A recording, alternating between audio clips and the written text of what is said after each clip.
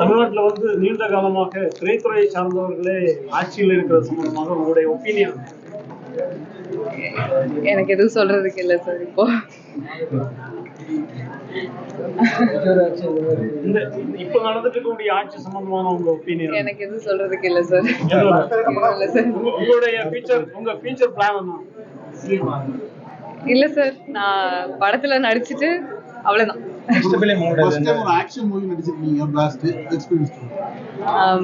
ரொம்ப பயங்கரமா இருந்துச்சு. படம் பண்றதுக்கு முன்னாடி படம் எல்லாருக்கும் பிடிக்குமா, ஒரு பொண்ணு இந்த மாதிரி ஆக்ஷன் பண்றது எல்லாரும் ஏத்துப்பாங்களா அப்படின்னு தெரியாம தான் இருந்துச்சு. பட் இப்போ அது வந்து எல்லா இடத்துலயும் உங்களை மாதிரி இப்போ நீங்க அதை எல்லாரும் புடிச்சு பாக்குறாங்கன்னு நினைக்கிறது ரொம்ப சந்தோஷம். அர்ஜுன் சார் பத்தி என்ன சொல்றது, அவர் ஒரு பயங்கரமான ஒரு ஆர்டிஸ்ட். அவர் நடிப்பு இருந்தாலும் சரி, ஆக்ஷனா இருந்தாலும் சரி, அவ்வளோ ப்ரொஃபஷனல். அண்ட் ரொம்ப ரொம்ப அவரோட எக்ஸ்பர்டீஸ் வந்து அவர் நடிக்க ஆரம்பிச்சாலே நமக்கு தெரியும். அண்ட் அவர் வந்து ரொம்ப என்கிட்ட ஒரு அப்பா மாதிரி தான் இருந்தார் செட்ஸ்ல. ஸோ எனக்கும் அவருக்குமே ஒரு ரொம்ப அழகான ஒரு பாண்ட் இருக்கு. ரொம்ப சந்தோஷம் அவரோட நடிச்சது. ஆக்ஷன் சீன்ஸ்ல ஃபேன் பேஸ் கூடுனனால மோர் தென் ஆக்ஷன் ஃபிலிம்ல நீங்க நடிக்கிறீங்களா இல்ல வேற?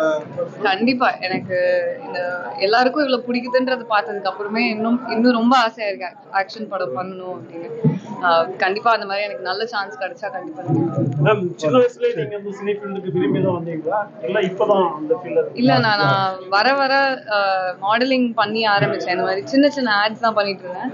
அப்படியே எனக்கு சினிமா மூவிஸ்ல குட்டி குட்டி ஆப்பர்ச்சுனிட்டி வந்துட்டு இருந்துச்சு. அதுக்கப்புறம் ஒர்க் பண்ண ஆரம்பிச்சதுக்கு அப்புறம் எனக்கு ரொம்ப ஒரு பேஷன் வந்துருச்சு. அடுத்த ஸ்டேஜ்ல என்ன ஆக்ட்ரஸ்ங்கிறதுக்கு மேல வேற ஏதாவது உங்களுக்கு பிளான்? எனக்கு சினிமால எது வேணா பண்ணணும்னு ஆசை சார். எனக்கு படம் எழுதுறதுல எனக்கு ஹெல்ப் பண்ணணும்னு ஆசை. ஸோ கண்டிப்பா நான் சினிமால தான் ஏதாவது பண்ணுவேன். நீங்க சினி ஃபீல்டு வரதுக்கு முன்னாடி உங்களுக்கு ஒரு ட்ரீம் இருந்திருக்கும், சினி ஃபீல்ட்னா என்ன? ஆமா, அது மாதிரி இருந்தா அதை விட பிரம்மாண்டமா இருக்கும், அதை விட கம்மியா இருக்கும்? அதை விட ரொம்ப அழகா இருக்கு. அதுல நம்ம வேற மாதிரி வெளியில இருந்து பார்க்கும்போது நமக்கு வேற மாதிரி தெரியும்.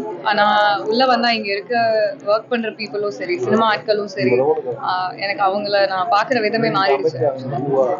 ஜெனரலாக வந்து இந்த கேரளா நடிகைகளுக்கு சில பாலியல் விஷயங்கள்லாம் வந்து பொதுவாக இப்போ முன்னாடி கம்பேர் பண்ணும்போது இப்போ அந்த மாதிரியான பாலியல் ரீதியான பிரச்சனைகள் இருக்குதா? உங்களுக்கு இந்த மாதிரியான ஏதாவது அனுபவம்?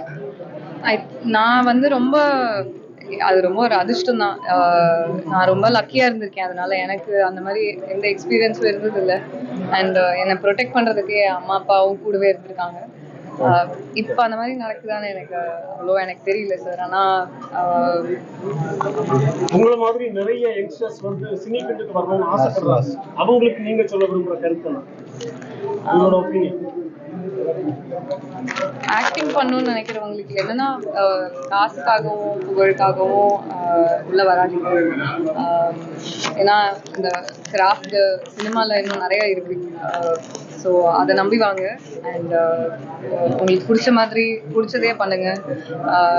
உங்களையே நல்லா அறிஞ்சு உங்களை சுற்றி ஒரு கம்யூனிட்டி பில்ட் பண்ணி, ஒரு நெட்வொர்க் பில்ட் பண்ணி, கண்டிப்பா ஹோப் லூஸ் பண்ணாம ஒர்க் பண்ணுங்க.